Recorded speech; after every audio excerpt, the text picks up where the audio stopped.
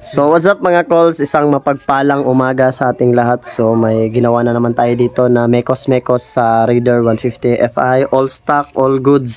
So wala pang ginawa sa makina, so wala pang ginalaw. So ang ginawa lang natin mga calls kanina is chinek natin yung clearance nitong timing chain, kasi may naririnig na siya na parang kakaiba na hindi niya maipaliwanag. So ginawa ko nag-top dead center muna ako. Kinuha ko muna yung timing nito mga calls. So ito yung timing ng Raider 150 Fi, all stock, all goods.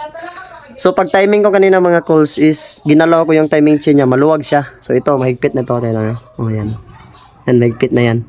Kanina maluwag yan kanina. So ang ginawa ko mga calls, tinanggal ko dito yung takip sa tensioner and then tinulak ko siya nito. So pag hindi mo siya nilagyan ng pwersa mga calls is hindi mo talaga siya matutulak talaga. Hindi talaga to higpit talaga to. So yung ginawa ko, nilagyan ko talaga siyang power. So malalaman mo siya mga calls kung nag-adjust yung tensioner mo kapag may tumunog parang ganito.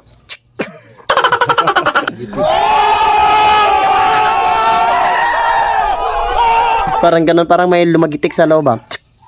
So pag ganun yung mga calls, pag tunog yung mga calls, kasi may mga kwan kasi yan sa loob, may mga laklak yan siya ba, may mga laklak, ganun laklak. So pag hindi mo siya pinwersa talaga, hindi siya matutulak talaga. So ganito na yung result niya mga calls, so maluwag. So kung may ganito kayong na-experience sa Raider Fi niyo na maingay yung makina, na parang may lagitik, na parang hindi talaga mawala yung tunog, so ganun yung gagawin nyo mga calls. And hope na may nakuha kayong idea, tips sa inyong lahat, and pakikinggan natin yung tunog mamaya. Paparinig ko sa inyo yung tunog nito mga calls para makita nyo. Wow. So yun sa mga calls, ititesta natin siyang pandare, no, kasi nakakabit na natin lahat, and then para makita nyo rin kung ano yung ginawa natin dito. So yun yung tunog ng makina mga calls. So ang takbo pala nito is 21,000 pa lang tinakbo niya. So di pa tayo sa kabila, check natin siya. Yun yung tunog niya mga calls. So ganda na ng tunog ko. So, ganda na ng tunog ng makina niya mga calls. Wala na yung parang lagitik niya na tunog. So hope na may nakuha kayong idea. Shout out sa ating mayari. So nabalik na namin siya lahat mga paps. So okay na yung tunog ng makina.